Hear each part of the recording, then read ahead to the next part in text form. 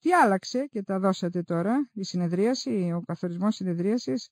Όχι, κυρία Μπρετού, αν μου επιτρέπετε, αν μπορείτε να με ανοιχτείτε για 2 λεπτά να ξεκαθαρίσω κάποια πράγματα, γιατί έχω ακούσει κάποιες, νομίζω, αναφορές που στερούνται και λογικών επιχειρημάτων αλλά και της πραγματικότητας. Κύριε Μπρετού, να υπενθυμίσω πρώτα απ' όλα ότι είναι με πρωτοβουλία αυτής της κυβέρνησης που ρυθμίστηκε νομοθετικά και με αυστηρές πρόνοιες το ζήτημα των Συμβουλίων Συνεργατών. Να σας θυμίσω ότι το ζήτημα είχε γραφεί να συζητηθεί και στην Επιτροπή Θεσμών το καλοκαίρι. Και στην ατζέντα της εκείνης της συνεδρίας είχε αναβληθεί λόγω διάγνωσης με COVID κάποιου μέλους της Επιτροπής Θεσμών. Το ζήτημα που προκύπτει τώρα, κυρία Βρετού, είναι ακριβώς γιατί είδαμε και τις προηγούμενες μέρες να επιχειρείται στοχευμένα και εργολαβικά, αν μου επιτρέπετε ο όρος, μια μεθοδευμένη προσπάθεια να αφαιθούν σκιές που το ζήσαμε μέσα από ένα κρεσέντο άκρατο λαγισμού και την προηγούμενη εβδομάδα με τον διορισμό μελών των κρατικών οργανισμών, που ενώ η επιστολή προς την Βουλή των Αντιπροσώπων δεν ήταν διαβαθμισμένη, είχε συνημμένα τα βιογραφικά, κάποιοι παραπλανούσαν και έφεραν την κυβέρνηση υπόλογη για διαφανές. Αφήστε το αυτό στην άκρη, γιατί το εκμεταλλεύεστε, το χρησιμοποιείτε. Όχι, δεν το εκμεταλλεύομαι καθόλου, κύριε Πρόεδρε. Ναι, αλλά γιατί δεν δημοσιοποιήσατε αμέσως, δεν κάνετε αυτή την ανάρτηση? Αν μου επιτρέπετε, απλά θέλω να επενθυμίσω κάποια πράγματα και στους ακροατές μας. Το νομοσχέδιο παραπέμφθηκε, κυρία Βρετού, στην Κοινοβουλευτική Επιτροπή Θεσμών στις 8 Ιουνίου του 2023. Δηλαδή 199 μέρες, για να είμαστε ακριβείς, από την μέρα ανάληψη των κάρτων. Υπερψηφίστηκε στις 29 Φεβρουαρίου, 266 μέρες από την κατάθεσή του. Έχει και αυτό την σημασία του.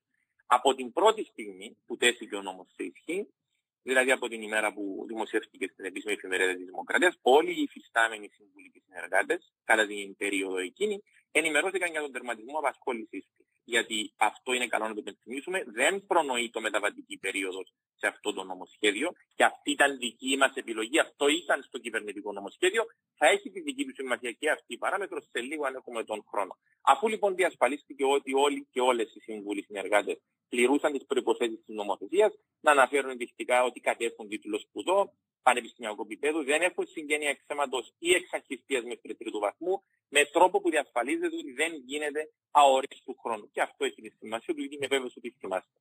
Προχωρήσαμε στον καταστισμό του Μητρώου των Συνεργατών Συμβουλών μέχρι εκείνη τη στιγμή προς δημοσιοποίηση του. Όπως ακριβώς ήταν η δική μας πρόθεση, κυρία Βρετού, αφού αυτό προνοούσε το νομοσχέδιο που εμείς καταθέσαμε.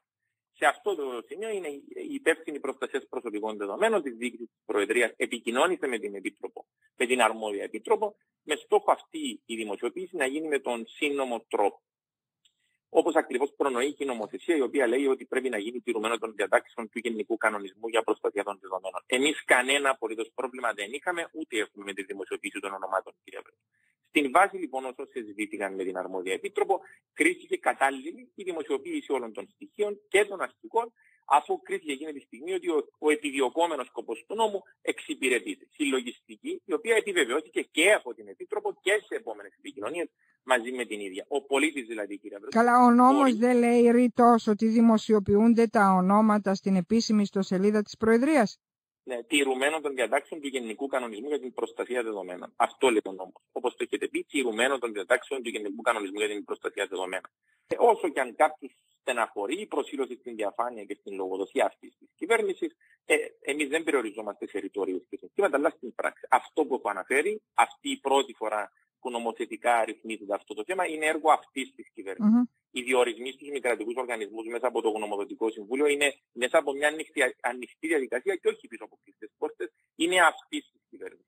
Η δημόσια παρουσίαση των προτέρων, των πολιτικών που θα γίνουν στο έτος και των προγραμμάτων δράσεως, των προϋπολογισμών είναι αυτής της κυβέρνησης. Η διακυβέρνηση.gov.gov, ο καθένας ή κάθε μια από εμάς μπορεί να βλέπει πού βρίσκεται το κάθε έργο, η κάθε πολιτική της κυβέρνησης είναι αυτής της διακυβέρνησης.